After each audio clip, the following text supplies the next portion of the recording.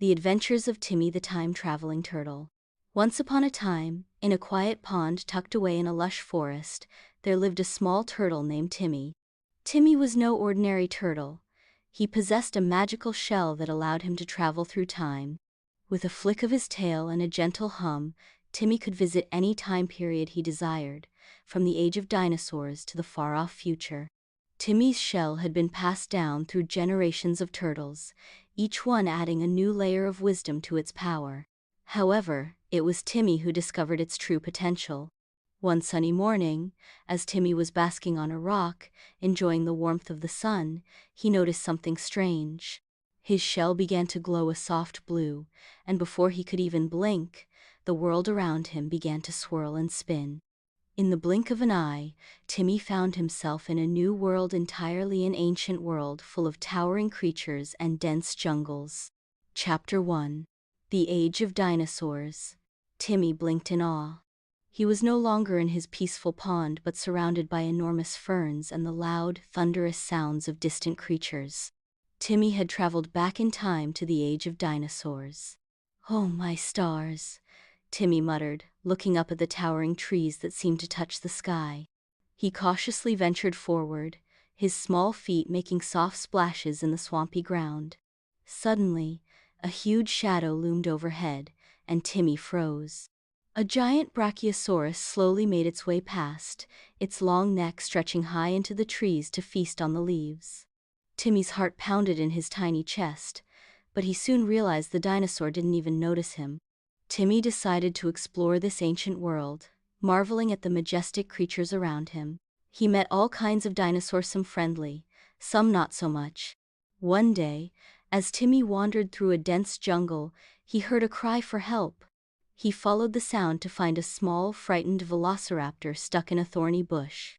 "Oh, please help me," the velociraptor cried, wriggling helplessly. Timmy, though small and not very strong, felt a deep sense of compassion.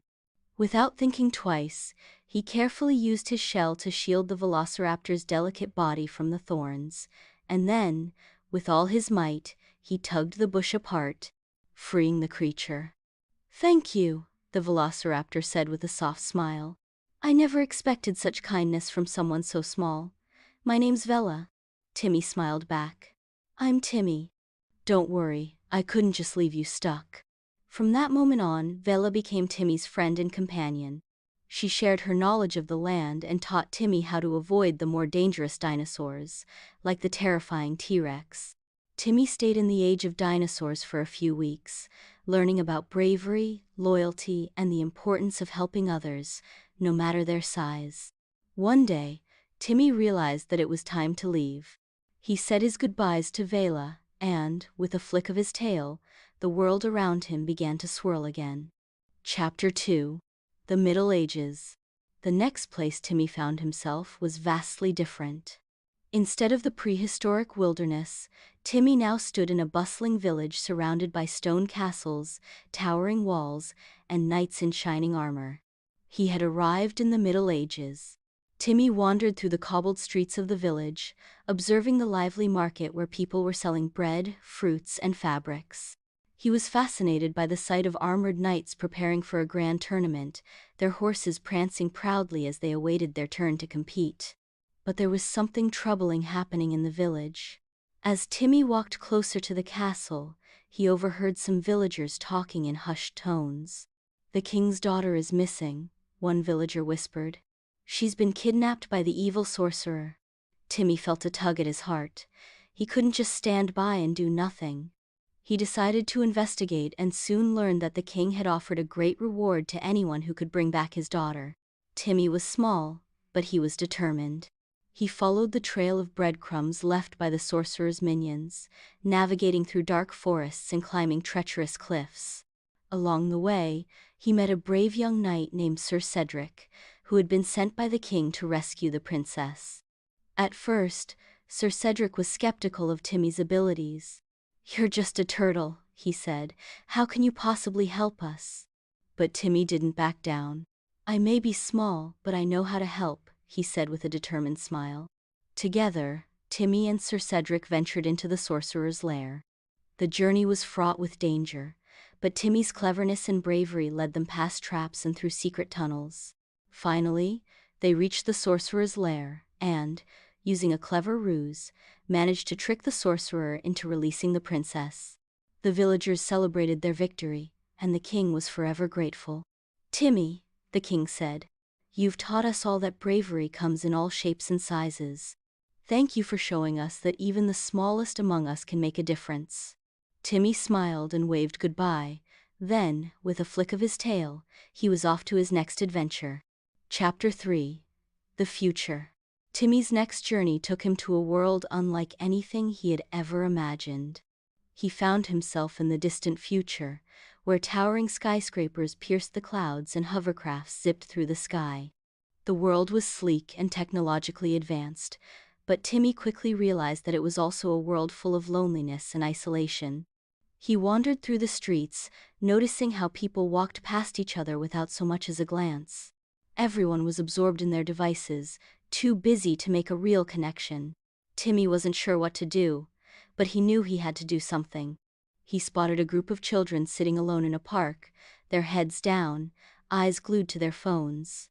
Timmy approached them slowly, hoping to spark some sort of connection. "Hey there," Timmy said, his voice soft but friendly.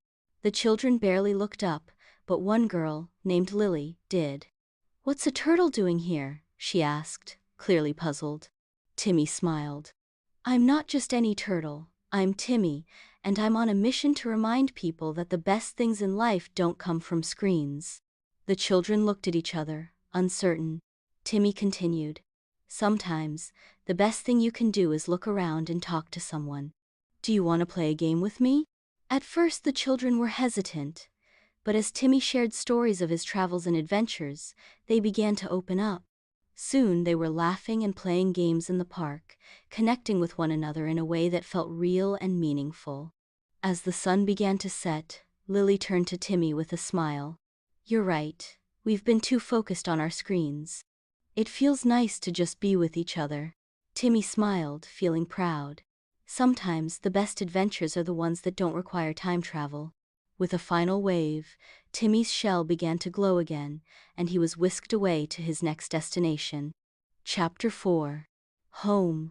After countless adventures in different eras, Timmy found himself back at the pond where it all began. He sat on a rock, gazing at the calm water, reflecting on everything he had experienced. He had learned so much about friendship, bravery, kindness, and the importance of helping others. Timmy smiled, knowing that no matter where his adventures took him next, he would always carry the lessons he had learned along the way. And as the sun set on the horizon, Timmy the time-traveling turtle closed his eyes and dreamed of the next great adventure. The end.